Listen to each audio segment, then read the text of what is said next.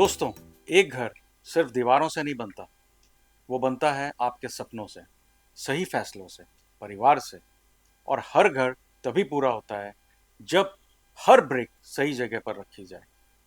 पर घर बनाना इतना आसान नहीं होता है। सवालों का सिलसिला बहुत लंबा है। कौन सी प्रॉपर्टी लें, रेरा क्या है, होम लोन कैसे मैनेज करें, वास्तु से लेकर इंटीरियर्स तक, फ्लोरिंग से लेकर प्लाईवुड्स तक, लैमिनेट्स और मॉड्यूलर किचन्स, और आज के ज़माने के must haves, smart home automation, और वो एक final magic touch, home styling, brick by brick. ये एक 11 एपिसोड्स का सफ़र है। यहाँ एक्सपर्ट्स देंगे आपको वही आंसर्स जो आपको अपना ड्रीम होम बनाते वक्त चाहिए। मैं हूँ आपका होस्ट ऋषि राज कैद, और चलिए शुरू करते हैं एक एक ब्रिक से, ब्रिक बाय ब्रिक, जहाँ हर ब्रिक ले आए आपको अपने ड्रीम होम के एक और कदम करें। Welcome to Brick by Brick, जहां हम सिर्फ घर नहीं बनाते, सपने बनाते हैं, फ्रॉम स्क्रैच टू स्टनिंग। मैं हूं ऋषि राज कैद, और आज का एपिसोड उन सब होम मेकर्स के लिए जो अपना स्पेस सिर्फ फंक्शनल नहीं, फैबुलस भी बनाना चाहते हैं। इंटीरियर डिजाइन का मतलब सिर्फ कुशंस और कर्टेन नहीं होता, वो होता है लाइट्स का प्ले, स्पेस का बैलेंस और पर्सनल टच का इम्पैक्ट, चाहे आप बजट पे हो या लग्जरी के मूड में हो। आज हम डिस्कस करेंगे स्मार्ट फर्नीचर्स को कैसे स्पेस सेव करें, लाइट्स का मैजिक क्या है, और डिजाइन डिसीजंस जो लुक भी अपग्रेड करें और कंफर्ट भी। और हमारे साथ हैं यूसाइन स्टूडियो से दो मेहमान, Yatin and Jiten. They are interior designers जो स्पेसेस को पैलेसेस में बदल चुके हैं। बहुत बहुत स्वागत है आपका यतिन जी, जितेन जी। कैसे हैं आप लोग? All good all good. So मेरा सवाल यतिन जी, अगर मैं आपसे पूछूं कि इंटीरियर डिजाइनिंग का सबसे पहला स्टेप क्या होना चाहिए? सी जब भी कोई एक नया घर खरीद रहा है या फिर रिनोवेट भी करवा रहा है, तो पहला स्टेप क्या होना चाहिए? सी आई थिंक फर्स्ट स्टेप जो है पूरा, उसमें एक ये चीज़ है कि दो एस्पेक्ट्स जो बहुत इंपॉर्टेंट है। First okay. ऑफ ऑल, आप कौन सा इंटीरियर डिज़ाइनर या तो आर्किटेक्ट आपका जो चुनते हो, that is okay. Very very important. Hmm. क्योंकि जो भी डिज़ाइनर है उसका हम्म। फ्रीक्वेंसी, उसका जो भी डिज़ाइन स्टाइल, तो वो आपके साथ मैच होना चाहिए। ओके। आपका वे पर्सनालिटी, वेवलेंथ मिलनी वेवलेंथ चाहिए। वगैरह आपका राइट मैच राइट होना चाहिए राइट उनके राइट साथ, राइट। राइट। और फिर जो आपकी स्टाइल जो है रहने की, हम्म। और वो समझ के पूरा आपका घर डिज़ाइन कर सके। Hmm. So that is very very important okay. कि कौन सा आप डिज़ाइनर चुनते हो। ओके। सेकेंड थिंग इज़ कि जब भी आप प्लानिंग करते हो, तो planning is also very important. वो प्लेस छोटा हो, बड़ा हो, कैसा भी चाहे हो, पर आपका जो लाइफस्टाइल है उसके हिसाब से वो पूरा स्पेस प्लानिंग जो है वो हो पाए उसमें। सो that is very important. Okay. लेकिन अगर जैसे हम बात करते हैं इंटीरियर डिजाइनिंग की, तो सबसे पहले वो दिमाग में आता है फर्नीचर या फिर डेकोर। तो यही दो चीजें होती हैं या और भी? इंटीरियर डिजाइनिंग का मतलब और भी बहुत कुछ होता है। सी इंटीरियर डिजाइनिंग के बहुत अलग मतलब है। हाँ इट इज हाँ नॉट अबाउट कि खाली हमने फर्नीचर रख दिया या हाँ तो हाँ सोफा हाँ। रख दिया या तो, पर इंटीरियर दैट मीन्स के वो aesthetically hmm. As well as functionally दोनों चीज उसमें बैलेंस होती है। That is the most important. Okay okay okay. So मतलब खाली खाली ऐसा नहीं कि फर्नीचर लेके कर्टन रख लग दिया तो वो डिजाइन हो गया। वो डिजाइन हो गया। Yes. तो इसके पीछे का जो भी बहुत आप रहस्य स्पेस है। बनाते हो, स्पेस अगले 20 साल 25 साल 30 साल रहने के लिए बना रहे ये हो, बहुत इंपॉर्टेंट तो वो बहुत इंपॉर्टेंट है एक्चुअली एक्चुअली। है। तो उसको ध्यान में रखना इंटीरियर में बहुत तो जरूरी आप मतलब आप लोग ये भी ध्यान रखते हो कि जैसे आपने आज अगर कोई डिजाइन किया, है। हाँ। और आज से 5 साल के बाद में भी वो लुक फ्रेश दिखनी चाहिए। यस। वो ऐसा नहीं हो कि वो टाइमलेस होना चाहिए डिज़ाइन। टाइमलेस होना हाँ, चाहिए। और ओवरऑल वो स्पेस प्लानिंग होता है, ना हाँ। कि सिर्फ फर्नीचर डिज़ाइन या curtain design. It hmm is about the space, it is not about hmm. Any particular cheese. Okay okay. तो ऐसा कोई बजट डिजाइन भी होता है, मतलब कोई स्पेसिफिक कोई थंब रूल, कोई फॉर्मूला है इसका? सी आई वुड से कि जब भी हम पूरे ये वेरिएशन की बात करते हैं, तो ऐसा हम्म। कोई सेट थंब रूल नहीं है। हम्म। बिकॉज जब भी आप देखोगे तो कोई मटेरियल 50 रुपीज से लेके 500 से लेके 1500 तक मिलता है, हम्म राइट। सो स्पेस का डिमांड क्या है, क्लाइंट का हम्म डिमांड क्या है, हम्म और कैसे ये स्पेस को आपको ओवरऑल रिवॉल्व करना है, डिजाइन, हम्म तो उसके ऊपर है। But definitely you can do one thing, hmm कि आपका जो पर्टिकुलर बजट है उसको आप डिवाइड कर सकते हो कि मुझे जैसे फर्नीचर वगैरह में इतना डालना है, जैसे मेरा फ्लोरिंग का बजटिंग ये होना चाहिए, ओके और फॉसेट्स वगैरह या जो भी है, कर्टन वगैरह, टपेस्ट्री का, और वो सब आप उसको बाइफरगेट कर दीजिए, and then you take that as a reference. जब भी आप कुछ सिलेक्शन के लिए जाते हो तो तभी उसको आप एज अ रेफरेंस लीजिए, तो आपको पता चलेगा कि मैं यहाँ पे आगे बढ़ रहा हूँ और यहाँ पे आई कैन स्पेंड मोर या लेस या जो भी वो आप कर सकते हैं। सो कोई सेट थंब रूल नहीं है, इस हिसाब से आप एक रेफरेंस लाइन तो रख क्या सकते हैं। बजट जो आप डिजाइन करते हैं वो बजट्स मतलब एक्सीड होता है कि उसके अंदर अंदर हो जाता है? नहीं, सी हमेशा आई वुड से कि थोड़ा बहुत तो एक्सीड होता ही है। थोड़ा तो एक्सीड होता ही है। यस यस, क्योंकि जब भी आप जाते हो लेने, सो कि क्लाइंट का भी डिमांड होता है कि नहीं, अभी ये शावर मुझे अभी ओके 50 का हमने डिसाइड किया था, but I think this is something new, और I want to go with this, तो ठीक है, और 25-30,000 और डाल दो। सो पर एक रेफरेंस लाइन है तो क्लाइंट भी जब भी प्रोजेक्ट खत्म होता है तभी ये नहीं होता है कि कि ओवरऑल बजट कितना शूट अप हो गया। Okay okay. बट लेकिन अगर मैं बोलूँ तो आजकल सोशल मीडिया ने बहुत हैरान किया हुआ है सबको। नहीं, सोशल दो चीज है, सोशल मीडिया ने हैरान नहीं किया है, उसने काफी अवेयरनेस बढ़ा दिया, अवेयरनेस बढ़ा दिया, तो आप लोग को बट काफी अब वो अवेयरनेस को कैसे लेना है ना, that is the biggest task. तो क्लाइंट तो बहुत सारी रिक्वायरमेंट्स लेके आ जाता होगा सामने। हाँ, डेफिनेटली। कि मैंने तो वहां पर ये देखा था, उस पे ये देखा था। सी इसमें बहुत इम्पोर्टेंट चीज़ ये है कि जब भी सोशल मीडिया को, बिकॉज क्लाइंट को वो पता नहीं होती चीज़ कि ये जो इमेज है, ये वीडियो है, वो कहाँ से ली है, या उसको हमारे कंटेक्स्ट में कैसे फिट करेंगे, इसका बजटिंग क्या होगा, राइट। आपने कोई ऐसी चीज़ देखी है जो मशीन मेड है और वहाँ या हम उसको साइट पे बनवाएंगे, तो वो रिजल्ट आपको मिलने ही नहीं वाला। तो सोशल मीडिया का जो यूज़ होना चाहिए वो ठीक तरीके से अगर आप होगा तो वो आपको रिजल्ट पूरा मिलेगा उसमें। मुझे ऐसा लगता है कि जो जो इंस्टाग्राम की जो रील्स होती हैं या सोशल जो भी बोलेंगे और भी, तो उसको देख करके उसमें इन्फ्लुएंस होकर के जो प्रैक्टिकलिटी है उससे शायद हट जाते हैं थोड़ा सा, जो बायर्स हैं डेफिनेटली, उससे थोड़ा बिकॉज से सा। क्या होता है कि कोई भी पर्सन अगर नया घर बनाता है या तो नई चीज बनाता है तो उसको ऐसा लगता है कि मैं जितना ज्यादा करूंगा उतना अच्छा होगा। ऐसा नहीं होता है, you have to be patience, चीज को समझनी होती है और फिर उसके ऊपर एप्लीकेशन करनी होती है। ओके। और जो ये स्मॉल साइज होम्स होते हैं, तो इसमें जो आपका स्पेस सेविंग फर्नीचर्स जो होते हैं उनकी क्या अहमियत है इसमें? सी वो कोई यूज भी करने चाहिए? हाँ, कोई भी स्मॉल स्पेस है, बट उसका यूटिलिटी करने वाला पर्सन कौन है ना, वो बहुत इंपॉर्टेंट है, हाँ that matters. So age is also matter कि वो कौन सी एज का पर्सन वो चीज़ को यूज़ करने वाला है, क्योंकि कोई भी यूटिलिटी फंक्शन से सारी चीज़ फिक्स, आप ये नहीं बोल सकते कि स्टडीनेस है। तो उसका यूजेबिलिटी और उसका एज फैक्टर, वो दोनों चीज़ को ध्यान में रख के देन वी कैन डिसाइड। जैसे जितने ने बोला कि मतलब एज मैटर्स, जैसे आपने वो बेड दे दिया जो नीचे आ रहा है, द पर्सन इज से ऑफ 60 ईयर ओल्ड और 60-70 ईयर ओल्ड, तो जब भी वो नीचे करेगा तो इट्स नॉट दैट इजी। तो जो भी स्पेस को जो ऑक्यूपाई करता है तो उसके हिसाब से वो कैसे सूटेबल है वैसे हमें उसको डिजाइन को चूज करना होता है।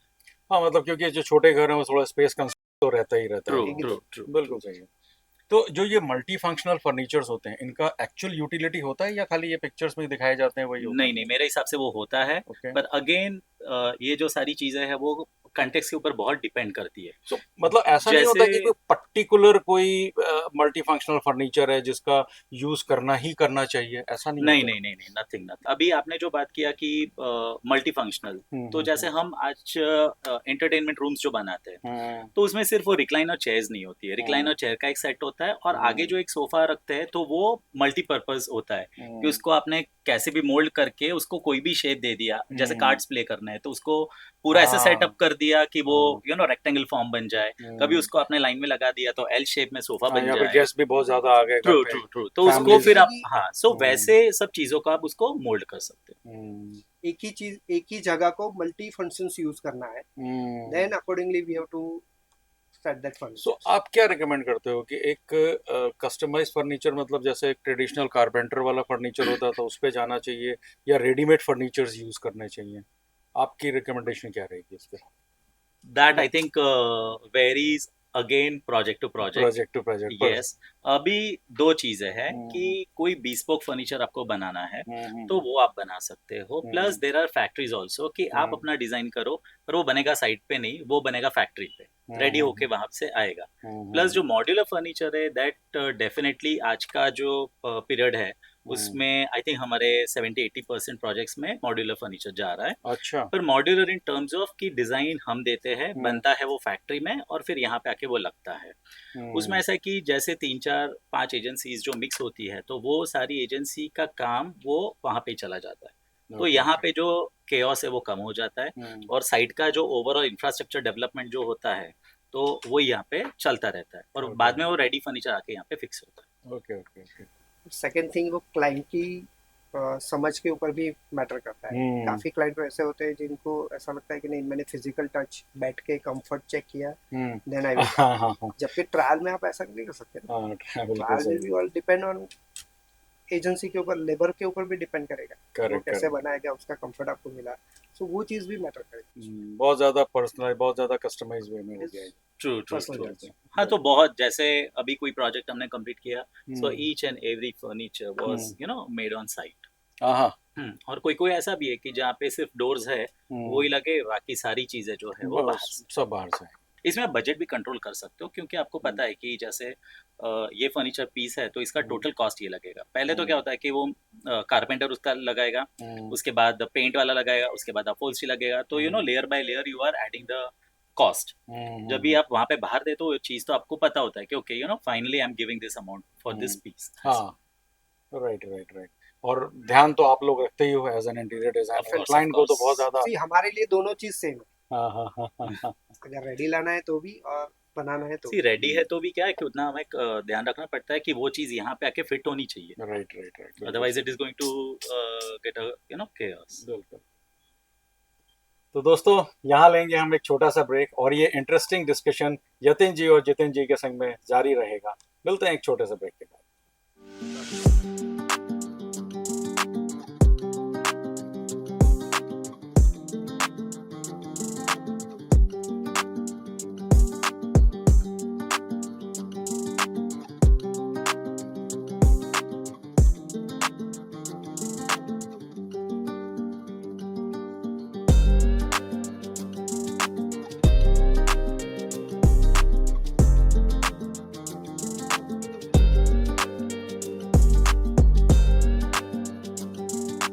Welcome back again to Brick by Brick. और हमारा एक बहुत ही इंटरेस्टिंग डिस्कशन चल रहा है यतिन जी और जितिन जी के साथ। मेरा एक क्वेश्चन ये है, या ऐसा बोलो कि मेरे दिमाग में ये आया कि लाइटिंग क्या मूड चेंज कर सकता है? मतलब लाइट से कुछ भी मूड चेंज किया जा सकता है? पॉसिबल है? यस। जैसे आप अपने रेगुलर डे में भी देखते हैं तो मॉर्निंग सी लाइट, दोपहर की लाइट और इवनिंग की जो हमारी लाइट है that is a totally different shade. So definitely interiors में भी लाइटिंग मेजर रोल प्ले करता है। ओके। क्योंकि तो रूम के मूड को सेट करने में, क्योंकि एक ही स्पेस को आपको कैसे यूटिलाइज करना है उसके हिसाब से आप लाइटिंग कर सकते हो। आपने जो बोला कि रूम का मूड नहीं, जो ऑक्यूपेंट है उसका मूड होता है। बिल्कुल सही। So see there are basic 3 types of lights. एक जो होता है वो पूरा ओवरऑल जनरल लाइट होता है, तो जो जब भी आप रीड कर रहे हो या किसी कॉन्वर्सेशन चल रहा है या यू नो सीरियस कॉन्वर्सेशन, तो तभी आप वो एक जनरलाइज ओवरऑल लाइट आप यूज कर सकते हो। Second is a mood light, जो कोव लाइट बोलते हैं, रिवर्स लाइट बोलते हैं, या तो फिर जो थोड़ा ग्लूमी रहता है, तो कभी कोई म्यूजिक चल रहा है, स्लो म्यूजिक, यू नो वो कर सकते हो। And third is a task light, कि जैसे मैं ये अभी टेबल पे बैठा हूँ, आई एम वर्किंग हियर, और ऊपर से कोई यहाँ पे कुछ स्पॉट हो रहा है, so that is not going to disturb the other person who is there in the room, तो उसको टास्क लाइट बोलते हैं। तो ये 3 तरीके की लाइट होती है। प्लस जो कलर रेंडरिंग होता है 6000 से लेके 3500 तक कलर रेंडरिंग, जो येलो से वाइट बोल सकते हो पूरा, तो वो भी आपके नेचर पे या आपका जो मूड है उसके ऊपर वो बहुत डिपेंड करता है। तो आप लोग के लिए तो वाकई काफी टिपिकल हो जाता होगा कभी कभी, क्योंकि ये आप कितने सारे क्लाइंट्स आप करते हो, सबके मूड नहीं, अलग अलग। वो हम जज करते हैं, हाँ हम हाँ देखते हाँ, हैं कि उनको क्या पसंद है, उनको क्या एंड विल पसंद डिस्कस विद देम, है, एंड देन बिल्कुल। अकॉर्डिंगली जो स्पेस में हमें क्या लाइट चाहिए वो हम्म, इस पे will place out the things. So right. जरूरी नहीं है कि हर एक एरिया में एक ही लाइट चाहिए। तो ऐसी भी कोई ट्रिक्स हैं कि जो नेचुरल लाइट्स को एनहांस कर सकें घर के अंदर, बढ़ा सकें नेचुरल लाइट, अगर हमें ये मतलब इन लाइटिंग्स के ऊपर नहीं जाना है तो? सी डे टाइम में डेफिनेटली आपके पास अगर सोर्स ऑफ लाइट हम्म। अच्छा है, जैसे नॉर्थ जो है वहाँ से लाइट हमेशा आता है, इफ़ हाँ। You have a good opening on the north. और वहाँ से जो लाइट आता है दैट इज़ डिफ्यूज लाइट, वहाँ से हम्म उतना हम्म हार्श लाइट नहीं आता है। तो हम्म जितना भी आप नॉर्थ से लाइट ले सकते हो उतना आपका घर ब्राइट रहेगा। प्लस हम्म। अंदर की जो कलर स्कीम है उसको अगर आपने कुछ ऐसा सेट किया कि जो लाइट को रिफ्लेक्ट करे, जैसे हम्म, कि लाइट शेड्स यूज़ किए कलर पैलेट में, फ्लोरिंग से लेके वॉल से लेके, तो वो ओवरऑल एनवायरनमेंट को वो ब्राइट करेगा। और जब भी आप डार्क कलर यूज़ करोगे तो जो भी बाहर से लाइट आ रहा है तो उसको थोड़ा बहुत एब्जॉर्ब करेगा। सो आपको अगर घर में नेचुरल लाइट बढ़ानी है तो you can have like little hmm. Brighter shades of palette, colour palette. तो क्या कोई ऐसा अफोर्डेबल कुछ अपग्रेड्स हैं लाइटिंग में कि जो एक नॉर्मल घर को हाई एंड फील दे दे? हम ऐसा नहीं बोल सकते, हाँ। बट हाँ, there are many retrofit fittings आए हुए हैं ओके जो हमें कम बजट में भी आपको लाइट का वो इन्फ्लुएंस दे सकता है। ओके ओके, मतलब ऐसा बोल सकते हैं कि कोई ऐसे हैक्स जो कि उसको एनहांस कर सकें घर को सी वो भी हाई। बहुत पर्टिकुलर हो जाएगा हम्म कि कोई भी प्लेस है, अगर हम्म मुझे लाइटिंग से उसको एनहांस करता है तो हम्म कोई भी 2 या 3 फिक्सचर जो है हम्म मैं उसको उस तरीके से प्लेस करूंगा तो हम्म। उसका जो एम्बियंस है या उसका जो एक लुक है तो वो उससे चेंज थोड़ा लग्जरियस बना दे उसको, कर सकता है कर सकते लाइटिंग हैं। Makes a major role in the in interiors. The interiors, in the because interiors. That gives the colours का जो रिफ्लेक्शन है। कौन सा मटेरियल यूज करना चाहिए ज्यादा करके लाइटिंग के लिए? लाइटिंग के लाइटिंग लिए के लिए मतलब लाइट्स जो हम यूज कर रहे हैं लाइटिंग में, उसमें किस टाइप का मटेरियल ज्यादा करके यूज, मतलब मेरा कहने का कि एलईडीज पे बहुत ज्यादा फोकस होना चाहिए, रोप लाइट्स पे ज्यादा फोकस कर सकते हैं, या किस तरीके के अगेन ब्राइट लाइट्स पे कर सकते हैं? अगेन मैंने जैसा आपको बोला कि इंटीरियर्स में there are multiple places, hmm. और हर प्लेसेस का रिक्वायरमेंट और यूज डिफरेंट है। So hmm. Definitely lighting will be different. Okay. मैं जस्ट एग्जांपल देता हूँ, जैसे हम्म बाथरूम ड्रेसिंग एरिया है, तो वहाँ हम्म पे आपको ड्रेसर अप होता है तो आपको लाइट्स ब्राइट क्लियर दिखनी चाहिए। क्यों? हम्म क्योंकि आपका जो लुक है, कलर्स जो आप पहन रहे हैं वो एकदम परफेक्ट दिख रहे हैं, तो हम्म। उसकी लाइटिंग की उसकी रिक्वायरमेंट है, लाइटिंग की रिक्वायरमेंट अलग हो जाएगी। राइट। पर जैसे बिल्कुल अगर बिल्कुल। आप कहीं पे रिलैक्स चेयर पे बैठे हो तो वहाँ हम्म पे आपको एकदम नॉर्मल लाइट चाहिए, बिकॉज आप हम्म। जस्ट रिलैक्स करने के लो लिए लाइट, बैठे हो, डिम लाइट चाहिए। Hmm. Right. So parameter is different. Okay. अभी इंटीरियर में अंदर जैसे पेंट्स हैं, जैसे टेक्सचर्स हैं, ठीक है, फ्लोरिंग का हो गया, तो ये जो ऐसा क्या बोल सकते हैं कि कौन से जो एलिमेंट्स हैं वो अगेन एक एक एक रिच इम्प्रेशन क्रिएट करते हैं, पेंटिंग करेगा ज़्यादा या टेक्सचर्स? सो मेरा ये कहना है कि कोई भी ये जो प्रोजेक्ट होते हैं हम्म इसमें पेंटिंग, टेक्सचर और फ्लोर वो सबसे ज़्यादा विजिबल स्पेस है हम्म। कोई भी स्पेस में, राइट। तो डेफिनेटली उसका रिफ्लेक्शन और उसका जो टेक्सचर है वो लुक आना ही चाहिए, आना ही चाहिए। डेफिनेटली, क्योंकि राइट। वो आपको एक फील देता है। हम्म। तो आपके हिसाब से लोग कौन सी सबसे ज़्यादा मिस्टेक्स करते हैं घर बनाने में, जो बाद में उन्हें इस चीज़ का फिर रिग्रेट करना पड़ता है कि ये गलती मैंने कर दी? मुझे ये बहुत सही सवाल है। तो मुझे ये लगता है कि घर आप अपने लिए बना रहे राइट, हो, बहुत राइट। बढ़िया। हाँ, so don't go with any other suggestion, ठीक है आप हम्म सुनो, सबकी सुनो, हम्म पर आप वहाँ पे आपके घर के लिए कौन सा क्या सूट होगा, कौन सा चीज़ सूट होगा हम्म और क्या आपको चाहिए, हम्म तो आप सर्वे पूरा कर सकते हो, हम्म पर आपके लिए कौन सी चीज़ अफोर्डेबल रहेगी, आपके हम्म बजट में रहेगी, आपकी लाइकिंग में रहेगी और आपको जो हमेशा देखने के लिए अच्छी रहेगी, प्लस हम्म फंक्शनैलिटी। हम्म। जैसे पहले बात हुई कि सोशल मीडिया से बहुत इन्फ्लुएंस होके हम्म, कुछ भी बना दिया और फिर ऐसा लगता है कि ये करेक्ट। ड्रॉवर यहाँ से खुला, वो वहाँ से खुला, और फिर क्या कर दिया वही नहीं पता, राइट। राइट। सो घर आप अपने लिए बना रहे हो, सो वो एक थोड़ा थॉट जो आपका वो क्लियर होना चाहिए। अब बिल्कुल सही बोला आपने। हमने पड़ोसी ने क्या किया उससे आपको कोई और सेकेंड एडिशन मेरे में आपको एक बताऊंगा कि जो सबसे मोस्ट इम्पोर्टेंट है कि जब भी इंटीरियर्स का जो प्लान होता है तो उसमें जो साइजेस ऑफ द स्पेस है उसको क्रॉस चेक करना सबसे इम्पोर्टेंट है। Oh sizes of the space, yes. मतलब जैसे रूम का साइज हुआ हाँ, जैसे कारपेट साइज है तो वो एक्चुअली इंटीरियर्स में आपको वो मिल रहा है कि नहीं, वो चेक करना बहुत ज़रूरी है। हाँ, सो that is also a point. तो वो बायर को तो पता ही होता है सी यूजुअली। बायर को जनरली पता नहीं होता है बिकॉज के they not the scale the measurements.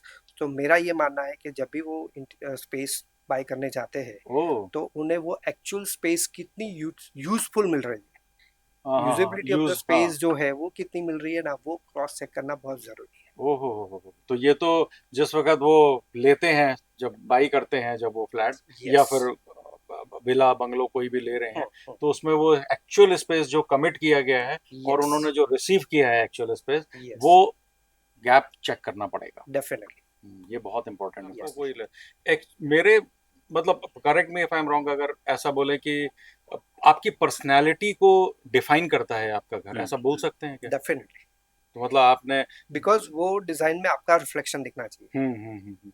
Because you are the end user. तो ऐसा भी कभी हुआ है कि पर्सनालिटी चेंज हो गई है आपके डिजाइनिंग के बाद? प्रोजेक्ट खत्म एकदम होते होते हो जाता है कभी कभी। बट नहीं, इसी एक्चुअली हम क्या करते हैं ना, पहले की जब भी स्टार्टिंग में जो भी 3-4 मीटिंग्स होते हैं तो उसमें हम डिस्कस करते हैं क्लाइंट के साथ, एंड जो हमारा फिलोसॉफी है दैट इज कि अल्टीमेटली क्लाइंट का पर्सनालिटी वो घर में ऑक्यूपेंट का पर्सनालिटी रिफ्लेक्ट होना चाहिए। सो हम ट्राई करते हैं कि इंफॉर्मेशन गैदर करने का कि उनका कैसा पर्सनालिटी, सोबर है, ब्राइट, कलरफुल, चेयरफुल, कैसा उनका जैसे गेस्ट को होस्ट कैसे करते हैं वो लोग घर में, जैसे मेड्स वगैरह, और वो तो उनका पूरा फ्लो कैसे है, और वो सब चीज़ें पूरे दिन घर में कैसे चलती है, और इनका कैसे अप्रोच है टुवर्ड्स ऑल दिस थिंग्स, उसके ऊपर से हम थोड़ा उसको डिफाइन करते हैं, और फिर उस हिसाब से जो भी कलर पैलेट है या आर्ट वर्क लेते हैं या जो भी है, तो उसको थोड़ा बहुत हम बैलेंस आउट करते हैं। हमारे व्यूअर्स को आप एक जनरल रिकमेंडेशन क्या देना चाहेंगे इंटीरियर डिजाइनिंग के बारे I think I have already given में? कि घर बहुत अपने सारे दिए आपने। बहुत सारे दिए, लेकिन फिर भी अगर मैं कोई एक टिप देने के लिए बोलूँ तो आपको।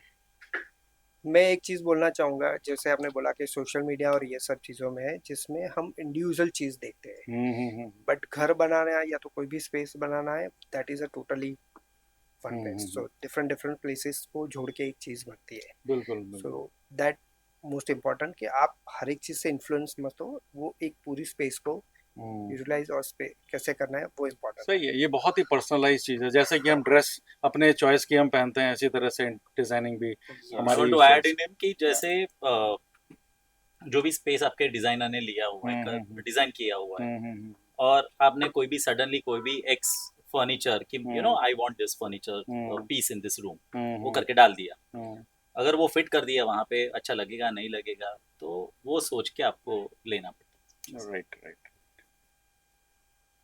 तो दोस्तों, डिजाइन सिर्फ देखने के लिए नहीं होता, वो जीने के लिए होता है। आज हमने समझा प्लानिंग इज एवरीथिंग। पहले मूड बोर्ड, बाद में मार्केट रन, लाइटिंग, लेआउट और लेयरिंग से हर स्पेस का मैजिक बढ़ जाता है। Luxury is not about spending more, it's about choosing better. Jiten ji, आपके डिजाइन हैक्स ने तो इतनी क्लैरिटी दी है कि हमारा जो इमेजिनेशन है उसको आपने इंस्पिरेशन में बदल दिया है। Thank you so much. Thank you. अगला एपिसोड होगा about natural stones and tiles के बारे में। मैं हूं आपका दोस्त ऋषि राजकैत, और ये था ब्रिक बाय ब्रिक, जहां हर ब्रिक ले आए आपको अपने ड्रीम होम के एक और कदम करीब। सब्सक्राइब करें हमारे चैनल को और फॉलो करें हमारा Instagram page, link is in the description. मिलते हैं अगले एपिसोड में, तब तक choose smart, invest wise and take care.